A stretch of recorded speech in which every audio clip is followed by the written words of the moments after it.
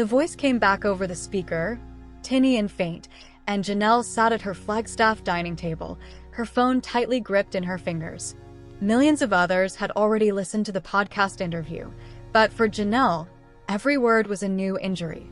Garrison was a challenging youngster.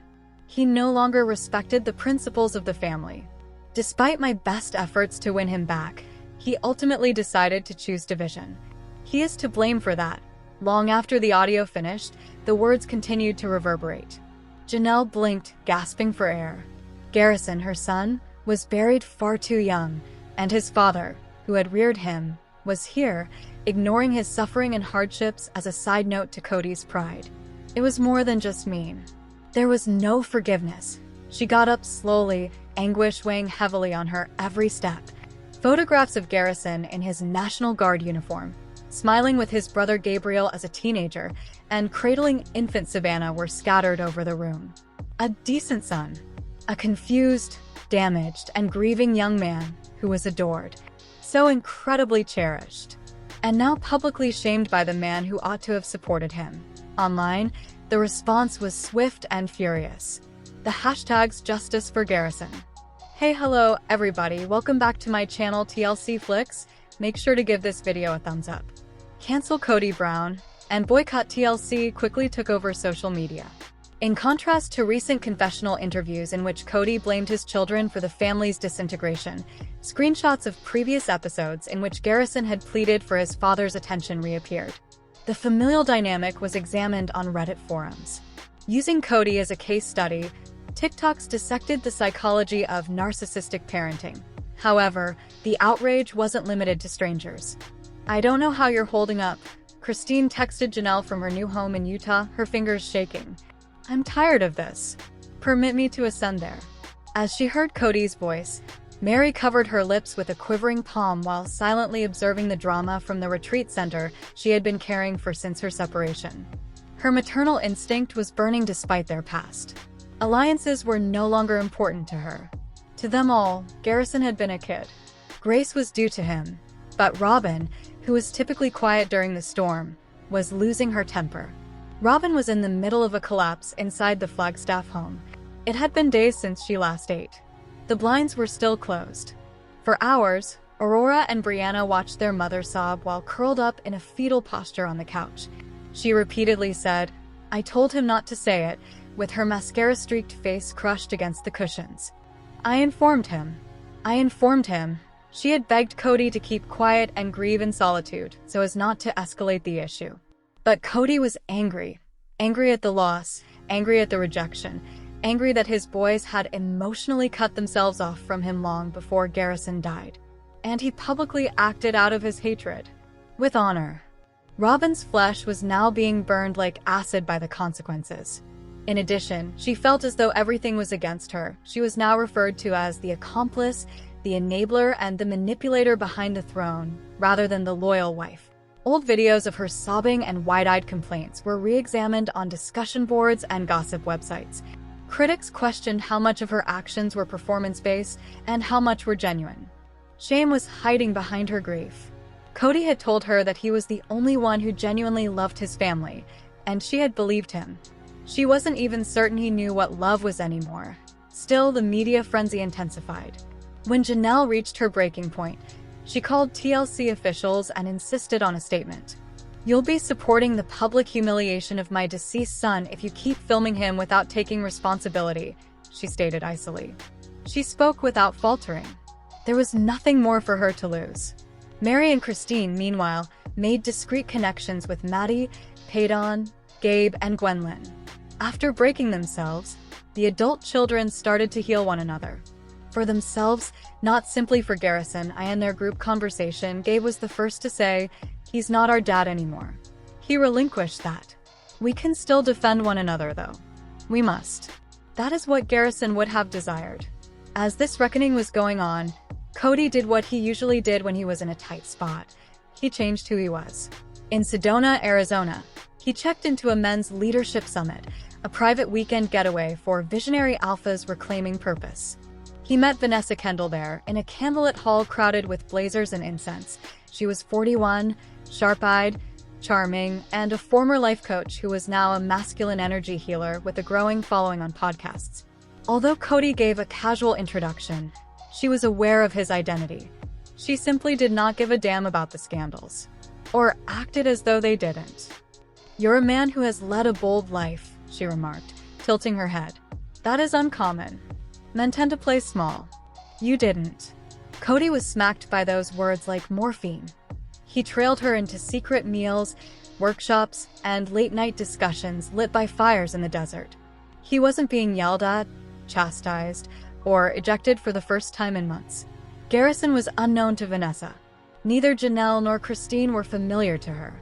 She was only familiar with the Kody he was now creating, a wounded warrior taking back his reign.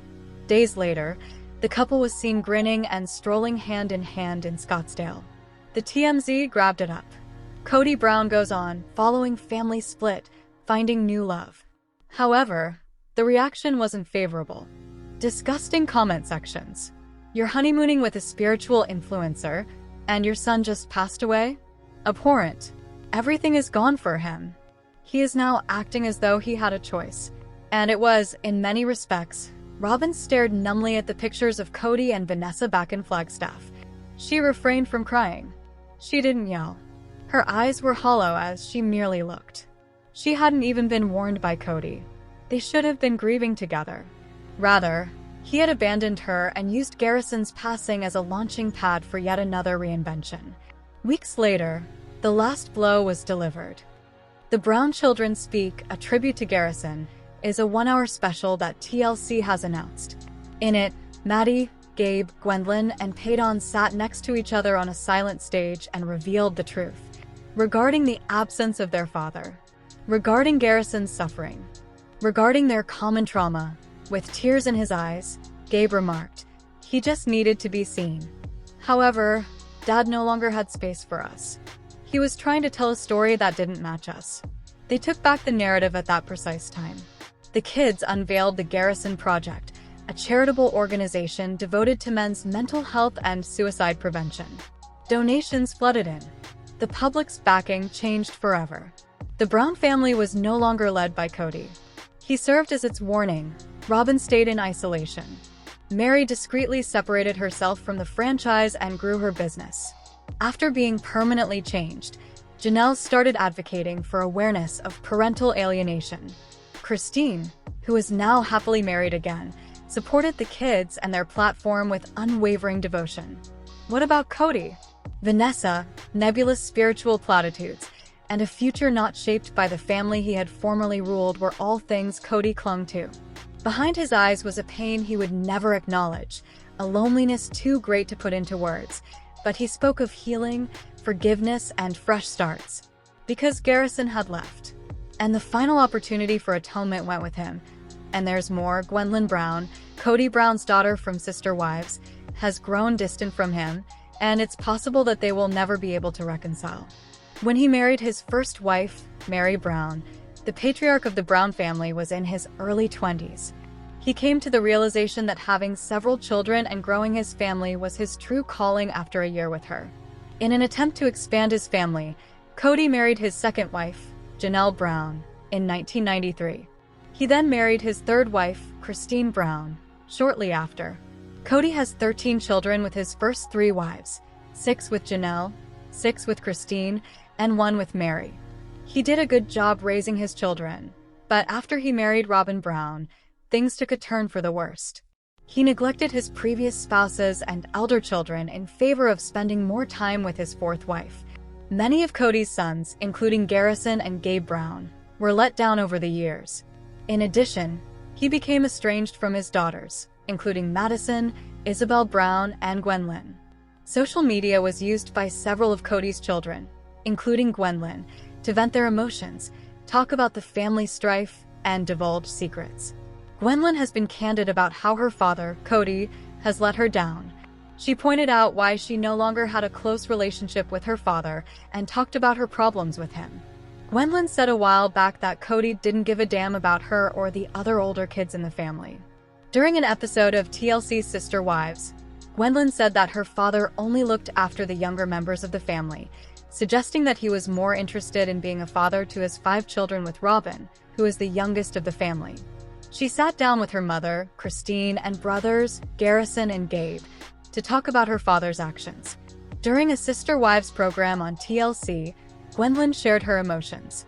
She sat down with her mother, Christine, and brothers, Garrison and Gabe, to talk about her father's actions.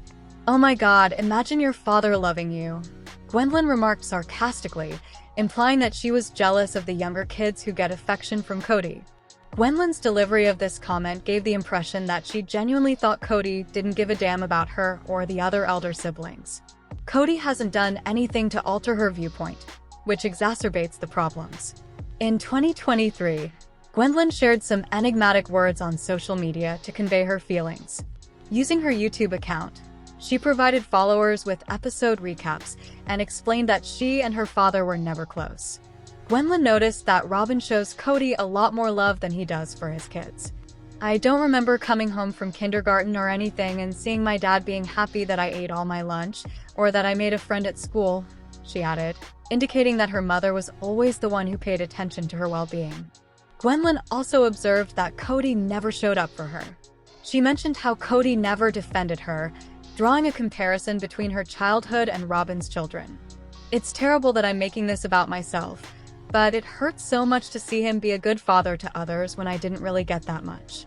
Gwendolyn acknowledged that she was still happy for her younger siblings, who are receiving the paternal love they deserve, despite the fact that she didn't receive the same. Gwendolyn hasn't held back when criticizing and tearing apart Kody on social media while reacting to Sister Wives episodes. She has made strong remarks against him, letting her fans know that she no longer has any regard for him. On her Patreon account, Gwendolyn previously made some startling accusations about Kody's actions and referred to him as a coward. According to her, her father acts a little cowardly when it comes to family issues, especially when it comes to his interactions with his wives and kids. She didn't think twice about criticizing him for his previous behavior. Gwendolyn also offered a potential explanation for why Kody isn't as lovely and kind to her, her siblings, her mother, and his other spouses. She claimed that Kody is a massive misogynist, implying that he harbors hostility toward the family's female members. It's unexpected that Gwendolyn would say something so daring about Kody, but if she is evaluating him based on her interactions with him, it makes sense why she feels this way. Gwendolyn might think Kody is a sexist because he puts himself before his wife, or she might think he is a selfish narcissist who only thinks about himself. Following Garrison's death, Kody started interacting with some of the family's older children. He might therefore try to make amends with Gwendolyn as well. She is an independent, strong-willed lady with strong convictions, nevertheless. She might decide to get back in touch with her father, but she might never be able to forgive him completely for what he did in the past. Their relationship could not last long, even if she does forgive Kody. Conflicts between Gwendolyn and Kody may eventually result from her independence, which would bring more strife and possibly more repercussions. Until now, he had been making an effort to connect with his kids, but only because Robyn encouraged him to do so. Kody clarified, stating he wouldn't pursue kids who reject him. "I text one of my kids and they send back a note saying, 'You're a piece of trash. I would never speak to you again anyway.'" It will be difficult to improve their relationship because Gwendolyn is probably going to reject the Sister Wives cast member.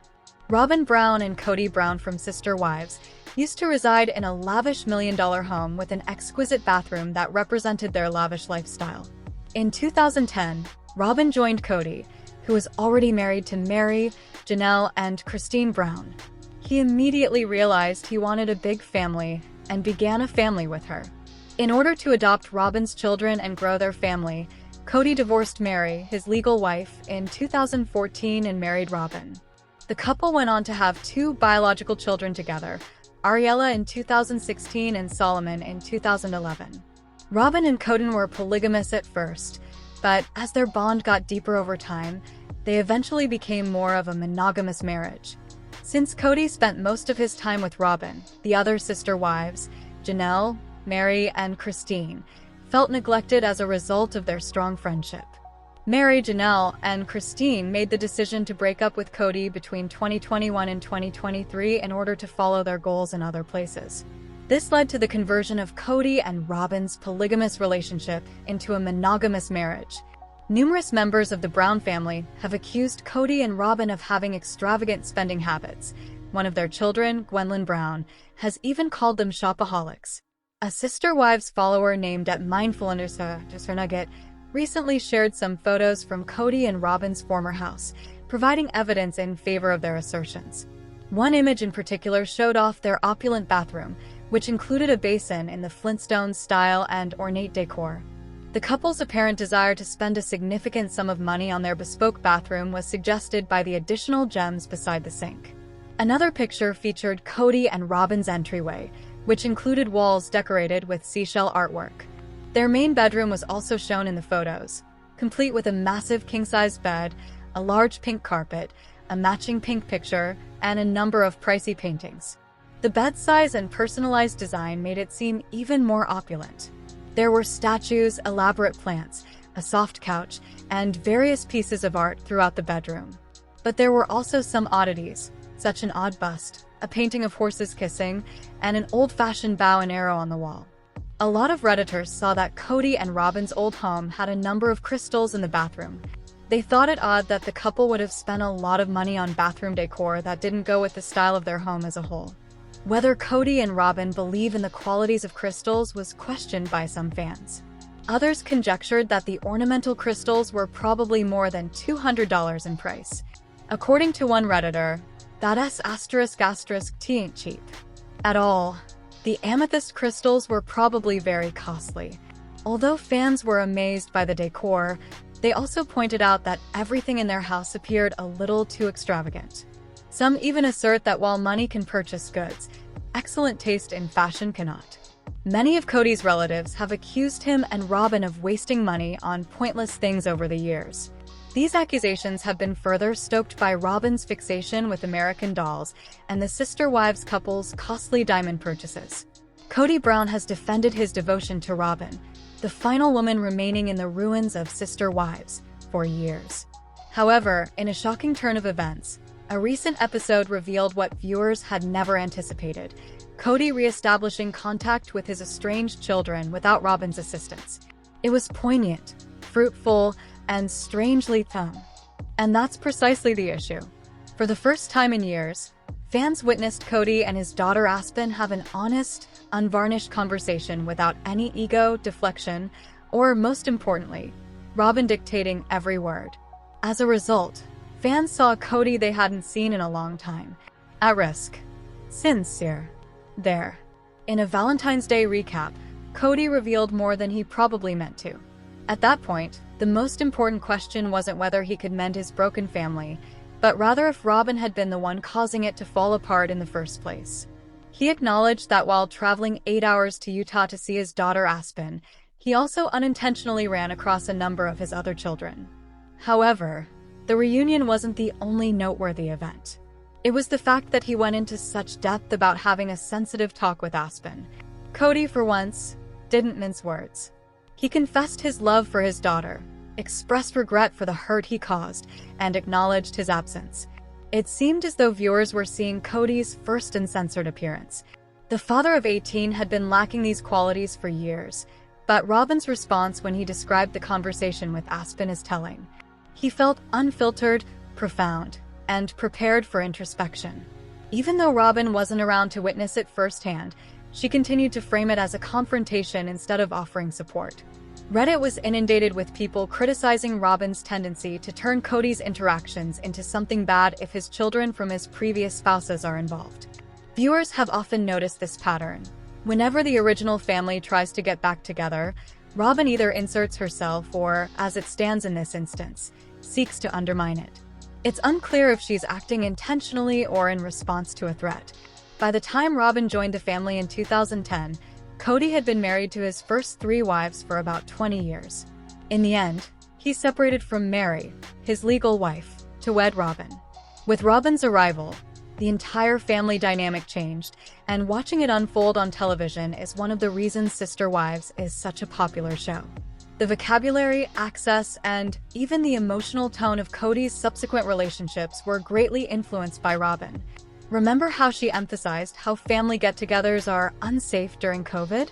Even though her nanny and the nanny's husband were free to come and go from their home, She insisted on stringent quarantine regulations for everyone else. Kody could enjoy that Robyn continuously boosts his ego in a manner that his previous spouses never did.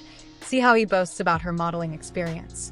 To make matters worse, she also twists the story to make his elder children seem unfriendly or unfaithful to the family. Regretfully, the harm had already been done by the time the majority of the Brown children reached adulthood.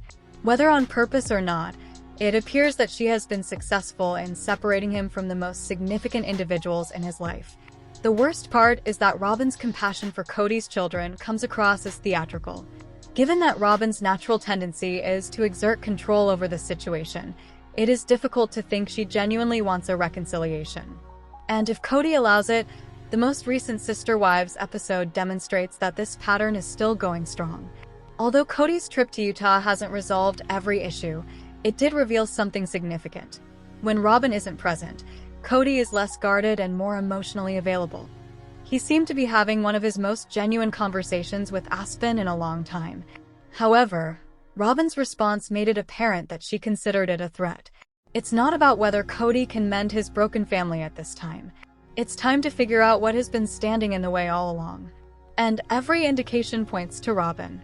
Sister Wives' 19th season premiered on April 20th following a mid-season hiatus, and the May 4th episode was the TLC series' final attempt to address the untimely death of Kody Brown and Janelle Brown's son, Garrison Brown.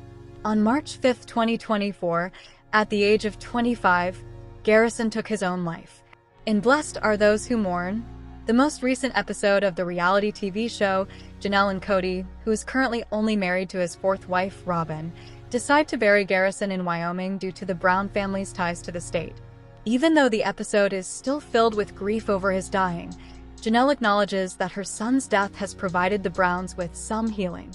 Kody brings his family to Kody, Wyoming, in the interim so they can concentrate on doing happy things. The whole Brown family is adjusting to life without Garrison in Sister Wives Season 19, Episode 24. Kody Brown and Janelle Brown decided that because of their deep familial ties to Wyoming, they would bury their son there. In a confessional, she revealed, "Kody actually grew up in Wyoming. My mother was married to Kody's father. The Browns have deep roots in Wyoming. Both Kody's dad and my mom are buried there, and I want to bury Garrison next to my mom." She went on, "He was very much shaped by his experiences, going for the summer, working there on the ranch." Maddie Brownbrush, Janelle's daughter, then went on to explain why Wyoming would be the ideal location for her brother's funeral. Kody revealed in his own confessional that he was content and that he and Janelle could set aside their tense relationship to decide where to bury Garrison. "I remember sitting there with Janelle and I was just going, hey, I really just want to take my boy home. And so I said, let's take him back to Wyoming and let's bury him next to Grandma Cheryl. We just totally agreed that would be the right thing." In addition, Janelle stated that she would like to be buried beside her son. The little cemetery the family chose feels very Wyoming. In addition, the whole Brown family gets ready to travel to Wyoming for his funeral. The episodes that deal with Garrison's passing examine how Kody Brown's current and former wives, Robyn Brown, Christine Brownwoolley, Mary Brown, and Janelle Brown, have been handling the fallout from the tragedy. Despite the continued estrangement among several family members after their splits from Kody, Mary revealed in one scene in episode 24 that the whole Brown family set aside their differences and gathered in Wyoming to bid Garrison farewell. Everyone was together, except for one. And it took him passing to get everybody together, and that is just heartbreaking. But also, that's so like Garrison, Mary says emotionally during a confessional. Even if the Browns are still at odds, Janelle expressed her personal feelings about how her son's passing made them somewhat closer. Janelle went on, "That was our biggest goal because a lot of plural families raise them as separate households. Sometimes they don't even have anything to do with each other, but we really set out to make them siblings. I think we've been successful." Kody, his wife Robyn, and their kids Dayton, Aurora, Brianna, Solomon, and Ariella are shown later in the episode remaining in Kody, Wyoming, which is close to the city of Lovell, where Garrison is buried and where Kody grew up. In a confessional, he discussed how he and his family could begin to move on after Garrison's passing. "We're moving through our grief because you need that time of mourning," Kody stated. This was a much lighter moment during the episode, which continued to heavily focus on Garrison's passing. We're doing mourning things to respect and love the dead, to mourn to own that pain. We're doing happy things. We're doing happy things so that we are moving on from mourning, so we can have faith in the hereafter and in our own futures and our own lives. Kody revealed the numerous signs he sold for a number of the downtown shops with his family as he took them on a tour of the small town. In addition, the family enjoyed ice cream, a show, and a ride in a horse-drawn carriage. Kody tells his family over dinner at a nearby restaurant how Buffalo Bill, also known as William Frederick Kody, inspired his moniker. He was a scout for the U.S. Army, and later on in his life, he became friends or business partners with Sitting Bull, and they traveled with the Wild Wild West show. Basically, he was a showman. He was an entertainer. I think I'm sort of entertaining. I'd try to entertain you, Kody said in response to Robyn's question. So, do you think that's like you? The family laughed when he joked. I think he was probably very charming, very entertaining, very friendly, and maybe a bit of a ladies' man, I'm assuming. I don't think I'm a ladies' man at all. Later, in a confessional, Kody said, I had 4 wives, that's all. I wasn't a ladies' man, and having 4 wives didn't make me a ladies' man. Robyn disagrees with her husband, saying, he did have 4 wives. I mean, like, most people would consider that a ladies' man, but whatever. Finally, we see Janelle with her youngest daughter, Savannah. To find out how they honored Garrison, they traveled to Flagstaff, Arizona to see the High Country Humane Society. Janelle, who adopted 3 cats, considers Garrison's passion for felines. She revealed that Garrison's nursing pals wanted to honor him by suggesting that the Humane Society receive a donation. From then, Janelle found out it snowballed, and all of the centers in the Flagstaff region received exceptional gifts. Janelle and her daughter visit the Humane Society and see the memorial plaque in a room named for Garrison, where prospective adopters can meet cats. They also find out that over 30 cats got new homes and over $25,000 was given after Garrison's passing. Let us know in your comments. And stay tuned by subscribing our channel to get more updates like this. Thanks everyone.